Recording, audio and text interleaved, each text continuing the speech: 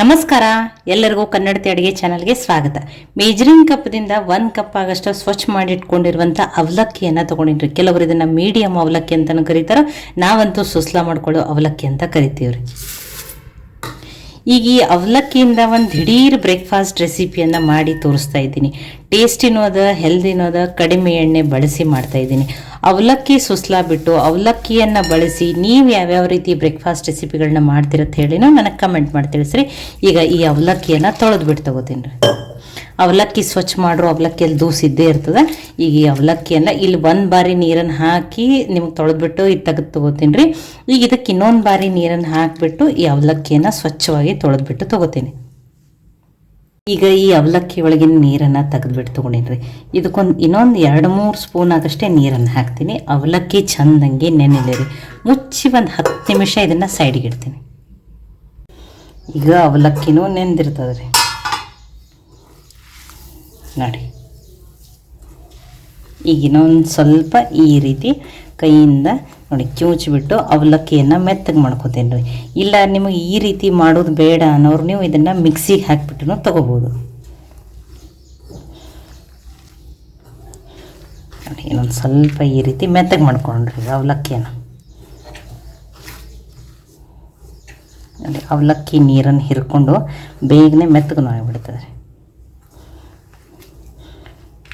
ನೋಡಿ. ಆ ಮಿಕ್ಸಿಗೆ ಹಾಕಿ ಫೈನ್ ಪೇಸ್ಟ್ ಮಾಡ್ಕೊಳ್ಕಿಂತ ಈ ರೀತಿ ಕೈಯಿಂದನೇ ಮಾಡಿರಿ, ಟೇಸ್ಟ್ ಚೆನ್ನಾಗಿ ಬರ್ತದೆ ನೋಡಿ. ನಾನಿವತ್ತು ಅವಲಕ್ಕಿಯನ್ನು ಬಳಸಿ ಇನ್ಸ್ಟಂಟಾಗಿ ಫಡ್ಡನ್ನು ಮಾಡಿ ತೋರಿಸ್ತಾ ಇದ್ದೀನಿ ರೀ. ಅವಲಕ್ಕಿಯ ಮಸಾಲ ಫಡ್ ಅಂತಲೂ ಕರಿಬೋದು ನೀವು ನೋಡಿ. ಈ ರೀತಿ ನೋಡಿ, ಸ್ವಲ್ಪ ಅವಲಕ್ಕಿ ತಿನ್ನೋ ಮುಂದೆ ಬಾಯಾಗ ಸಿಗ್ತದಲ್ಲ, ಅವಾಗ ಟೇಸ್ಟ್ ಚೆನ್ನಾಗಿ ಬರ್ತದೆ. ಈ ರೀತಿ ಆದಷ್ಟು ನೀವೇನು ಮಾಡಿರಿ, ಕೈಯಿಂದನೇ ಮೆತ್ತಗೆ ಮಾಡಿ ತೊಗೊರಿ ಅವಲಕ್ಕಿಯನ್ನು. ಈಗ ಇದಕ್ಕೆ ಏನು ಮಾಡೋಣ್ರಿ, ಉಳಿದಿರುವ ಸಾಮಗ್ರಿಗಳನ್ನ ಹಾಕೋಣ. ಈಗ 1 ಕಪ್ ಆಗಷ್ಟು ಮೆಜರಿಂಗ್ ಕಪ್ದಿಂದ ಅವಲಕ್ಕಿಯನ್ನು ತೊಗೊಂಡಿದ್ದೆ. ಅರ್ಧ ಕಪ್ ಆಗಷ್ಟೇ ಉಪ್ಪಿಟ್ಟು ರವೆ, ಸಣ್ಣ ರವೆ, ಬಾಂಬೆ ರವೆಯನ್ನು ಹಾಕ್ತಾಯಿದ್ದೀನಿ. 2 ಸ್ಪೂನ್ ಆಗಷ್ಟೇ ಮೊಸರನ್ನು ಹಾಕ್ತೆ. ಮಿಕ್ಸ್ ಮಾಡ್ಕೊಂಡ್ರಿ ನೋಡಿರಿ. ಹಿಟ್ಟು ಇದು ತುಂಬ ತೆಳು ಇರಬಾರ್ದು, ಸ್ವಲ್ಪ ಗಟ್ಟಿಯಾಗಿನೇ ಇರಬೇಕು. ನೀವು ನೋಡಿಬಿಟ್ಟು ನೀರನ್ನು ಹಾಕೋಬೇಕು. ಇಲ್ಲಿ ನೋಡಿ ಎಲ್ಲ ನೀಟಾಗಿ ಮಿಕ್ಸ್ ಮಾಡ್ಕೊಂಡಿದ್ದೀನಿ. ಇಲ್ಲಿ ಇನ್ನೊಂದು 3 ಸ್ಪೂನ್ ಆಗಷ್ಟೇ ನೀರನ್ನು ಹಾಕ್ಕೊಂಡಿನಿ. ಆ ನೀರು ಹಾಕ್ಕೊಂಡಿರುವ ಕ್ಲಿಪ್ಪು ಮಿಸ್ ಆಗಿದೆ ರೀ, ಅದು ರೆಕಾರ್ಡ್ ಆಗಿಲ್ಲ ನೋಡಿ. ಈ ರೀತಿ ಎಲ್ಲನೂ ನೀಟಾಗಿ ಮಿಕ್ಸ್ ಮಾಡ್ಕೊಂಡಿದ್ದೀನಿ. ಈಗ ಹಾಕಿರುವ ರವೆ ನೆನಿಲಿರಿ. ಈಗ ಮುಚ್ಚಿ ಒಂದು 10 ನಿಮಿಷ ಇದನ್ನು ಸೈಡ್ ಇರುತ್ತೆ. ಈಗ ಪ್ಯಾನ್ಗೆ ನಾನಿಲ್ಲಿ 1 ಸ್ಪೂನ್ ಆಗಷ್ಟೇ ಎಣ್ಣೆಯನ್ನು ಹಾಕಿಬಿಟ್ಟು ಕಾಯ್ಲಿಕ್ಕೆ ಇಟ್ಟೀನಿ ರೀ. ಒಂದು ಅರ್ಧ ಟೀ ಸ್ಪೂನ್ ಆಗಷ್ಟೇ ಉದ್ದಿನಬೇಳೆ, ಅರ್ಧ ಟೀ ಸ್ಪೂನ್ ಆಗಷ್ಟೇ ಕಡಲೆಬೇಳೆ, 1/4 ಟೀ ಸ್ಪೂನ್ ಆಗಷ್ಟೇ ಸಾಸಿವೆ, 1/4 ಟೀ ಸ್ಪೂನ್ ಆಗಷ್ಟೇ ಜೀರಿಗೆನ ಹಾಕ್ತೆ ನೋಡಿರಿ. ಉದ್ದಿನಬೇಳೆ ಕಡಲೆಬೇಳೆ ಲೈಟಾಗಿ ಕೆಂಪಾಗ್ಯಾವ್ರಿ. ಇದಕ್ಕೊಂದು ಸ್ವಲ್ಪ ಫ್ರೆಶ್ ಆಗಿರೋ ಕರಿಬೇವು ಸೊಪ್ಪು, ಒಂದು ಸಣ್ಣ ಈರುಳ್ಳಿಯನ್ನು ಸಣ್ಣದಾಗಿ ಕಟ್ ಮಾಡಿ ಹಾಕ್ತಾಯಿದ್ದೀನಿ. ಒಂದು ಅರ್ಧ ಕ್ಯಾರೆಟ್ ತುರಿದ್ಬಿಟ್ಟು ಹಾಕ್ಬೋದು ನೀವು ನೋಡಿ. ಒಂದು ಅರ್ಧ ಕ್ಯಾಪ್ಸಿಕಮನ್ನು ಸಣ್ಣದಾಗಿ ಕಟ್ ಮಾಡಿ ಹಾಕ್ತಾಯಿದ್ದೀನಿ. ನೀವು ಬೀನ್ಸನ್ನಾದರೂ ಹಾಕ್ಬೋದು ನೋಡಿ. 1 ಮೆಣಸಿನ್ಕಾಯನ್ನು ಹಾಕ್ತಾಯಿದ್ದೀನಿ. ಖಾರ ನೀವು ನೋಡ್ಬಿಟ್ಟು ಹಾಕೋರಿ, ಇಲ್ಲ ಮಕ್ಕಳಿಗೆ ಮಾಡ್ತಿದ್ರಂದ್ರೆ ಹಸಿ ಮೆಣಸಿನ್ಕಾಯನ್ನು ಸ್ಕಿಪ್ನು ಮಾಡ್ಬೋದು.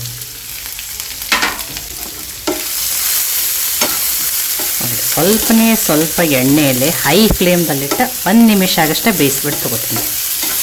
ತುಂಬ ಕಲರ್ ಏನು ಚೇಂಜ್ ಆಗೋದು ಬೇಡ ನೋಡಿ. ಹಸಿದು ಹಾಕೋದ್ಕಿಂತ ಸ್ವಲ್ಪ ಈ ರೀತಿ ಬೇಯಿಸ್ಬಿಟ್ಟು ಹಾಕಿದ್ರೆ ಟೇಸ್ಟೂ ಚೆನ್ನಾಗಿರ್ತದೆ. ನಿಮಗೆ ಟೊಮೆಟೊ ಇಷ್ಟ ಅಂದರೆ ನೀವು ಟೊಮೆಟೊನೂ ಹಾಕ್ಬೋದು, ಬೀನ್ಸನ್ನು ಸಣ್ಣದಾಗಿ ಕಟ್ ಮಾಡಿಬಿಟ್ಟು ಹಾಕ್ಬೋದು.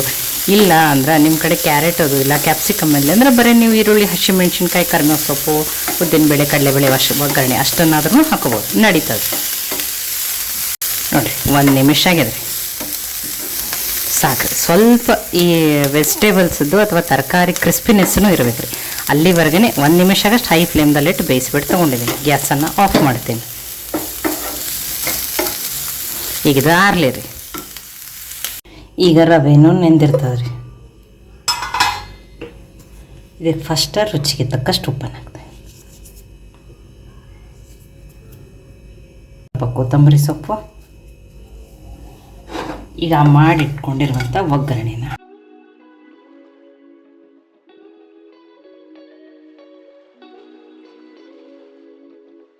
ಒಂದು ಸ್ವಲ್ಪ ನೀರನ್ನು ಹಾಕ್ತಾಯಿದ್ದೀನಿ. ಇದನ್ನು ಮಿಕ್ಸ್ ಮಾಡಿಕೊಂಡ್ರೆ ನೋಡಿ ಎಲ್ಲ ತರಕಾರಿ ಎಲ್ಲ ನೀಟಾಗಿ ಮಿಕ್ಸ್ ಆಗಲಿ.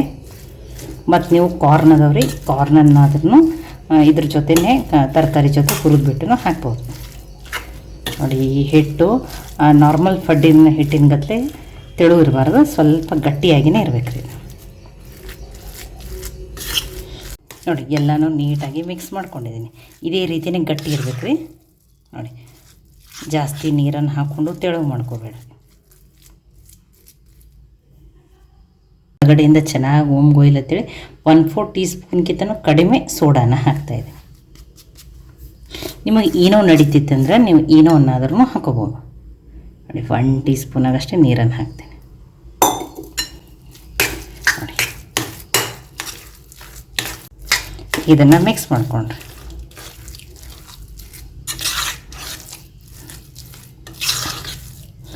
ಒಳಗಡೆಯಿಂದ ಹಸಿ ಅನ್ನಬಾರ್ದು.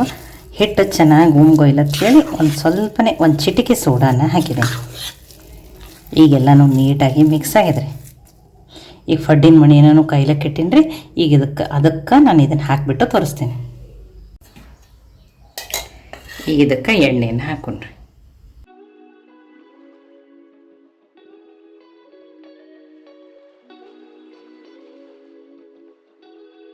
ಈಗ ಹಿಟ್ಟನ್ನು ಹಾಕೊಂಡ್ರಿ.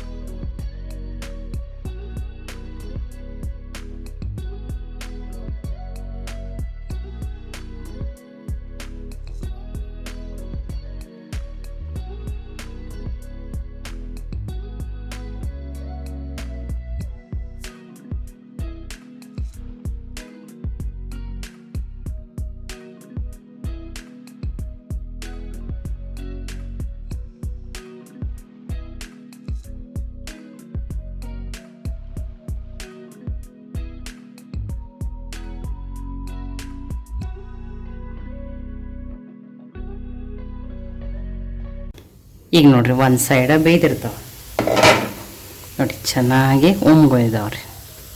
ಈಗ ಇನ್ನೊಂದು ಸೈಡ್ ತಿರುಗಿಬಿಟ್ಟು ಕ್ರಿಸ್ಪಿ ಆಗೋವರೆಗೂ ಬೇಯಿಸ್ಬಿಟ್ಟು ತೊಗೊಳೋಣ. ನೋಡಿರಿ ಕಲರು ನೋಡಿರಿ ಎಷ್ಟು ಚೆನ್ನಾಗಿ ಬಂದಿದೆ.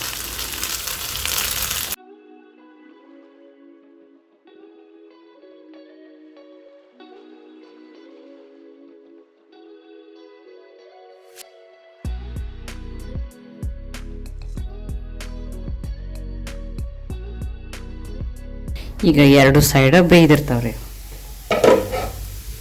ನೋಡಿ. 2 ಸೈಡ ಚೆನ್ನಾಗಿ ಬೇಯ್ದವ್ರಿ ನೋಡಿ, ಕ್ರಿಸ್ಪಿನೂ ಆಗ್ಯಾವ ನೋಡಿ. ಕಲರ್ನು ನೋಡ್ರಿ ಎಷ್ಟು ಚೆನ್ನಾಗಿ ಬಂದಿದೆ. ಈಗ ತೆಗೆದ್ಬಿಟ್ಟು ತಗೊಳನ್ರಿ.